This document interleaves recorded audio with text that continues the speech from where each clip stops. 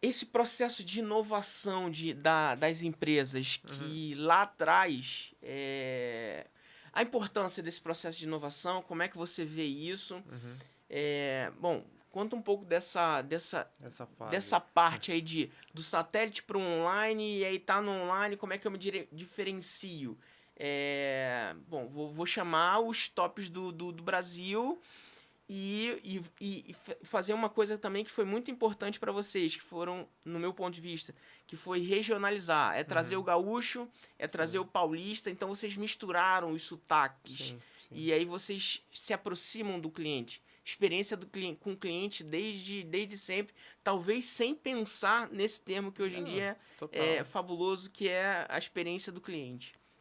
Cara, e assim, foi muita coisa ao acaso. Como é o processo de inovação, principalmente nas pequenas empresas, quando você começa. O que eu vou falar ao acaso, você vai entender o que eu quero dizer. Mas quando o meu pai começou, primeiro que ele já tomou um movimento, que eu acredito que 95%, talvez nem eu, tomaria esse movimento, que foi vender praticamente tudo que ele tinha. A gente acabado de mudar para um novo apartamento, ficou dormindo no colchão, porque não tinha mobiliado, não tinha nada. Vendeu tudo, antecipou o que ele tinha para receber de livro, botou 1 milhão. Pô, 1 milhão há 15 anos atrás. 1 milhão já é muito dinheiro hoje. Há 15 anos atrás era uma grana forte numa casa velha, abandonada, assim, parcialmente abandonada, era uma casa bem antiga, para construir o SES. E o SES nasceu para ser presencial e satélite, né? Ele até brinca que era para ele viajar menos. Ele já tinha um pouco da experiência LFG e tal. Não, quero viajar menos. Começou lá. E aí, o satélite ele teve alguns problemas com algumas empresas que ele fez, parceria, etc. Não estava pagando ali direitinho como ele pensava. E o presencial ele começou a ter problemas com outros cursos da região de liberarem professores para dar aula lá para ele, porque já tinham lá, enfim, é um pouco daquela Uhum. regionalização. Se você dá aula lá, não vai dar aula aqui.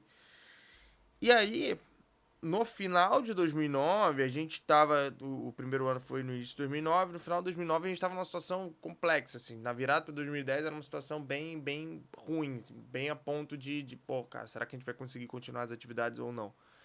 E aí, uma professora dele falou: Olha, Ana, por que você não faz um online? Por que você não tenta um online? E aí, bem, não tem muito a perder, o satélite já não tá dando, vamos testar. E aí casou também, que é aquilo, né?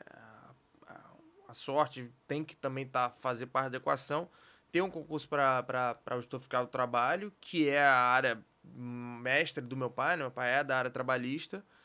E a gente lançou esse primeiro online ali, depois teve MPT, eu não lembro exatamente os concursos, mas vários concursos da área trabalhista ali em sequência, Uhum. que a gente foi assim, aprovou 25 dos 27, depois 20 dos 24. Foi um negócio muito surreal. A gente falou, opa, tem coisa aqui.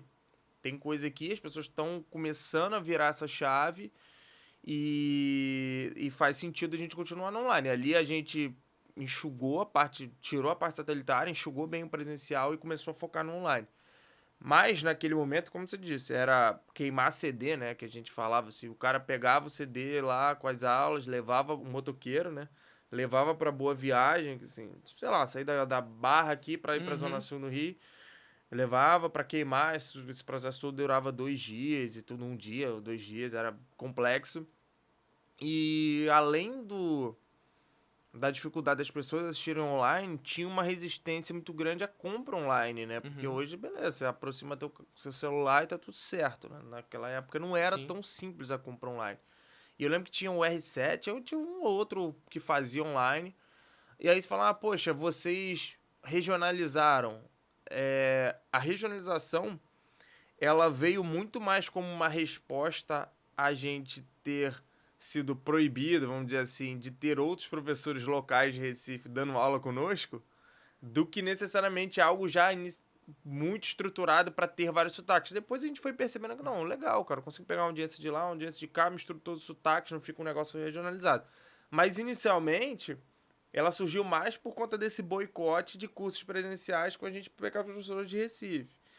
E a participação nos resultados que a gente instituiu, que foi realmente bem, bem visto pelo mercado, É porque a gente não tinha dinheiro, na verdade. Então, assim, eu não podia pagar uma grande grana pro cara. O que eu podia prometer era, ó, cara, se render bem, você vai ganhar um percentual. Então, era realmente por isso. Mas isso também estimulou os professores, além de darem aula, eles também que tinham interesse em vender o curso. E naquela época, a rede social tinha um alcance muito mais direto que é hoje, muito mais. Enfim, não tinha muita. Hoje você tem que fazer um trabalho muito mais orgânico, de nutrição, de conteúdo, enfim. É bem mais complexo, mas naquela época não, era muito direto. Se você tivesse 25, 30 professores com muitos alunos divulgando na rede social, era gol certo. E como eles tinham participação, eles queriam divulgar.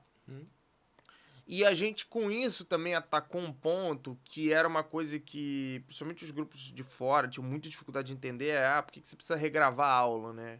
Que era muito aquela ideia. Você lembra disso? E não foi só no direito, não, mas no online tinha muito essa ideia de tipo, eu gravei Vocês gravavam todos os anos, todos certo? os anos. Regravavam, né? Todos os anos. Nem tudo precisaria ser regravado, você tem perda aí dentro.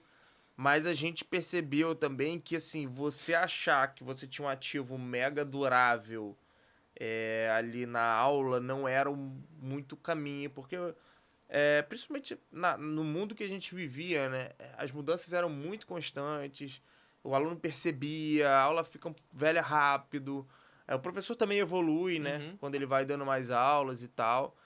Então a gente caminhou para isso. Mas assim, é legal porque muitas das inovações que a gente teve foram inovações porque era o que dava mesmo, era o que precisava, não foi algo mega planejado, não.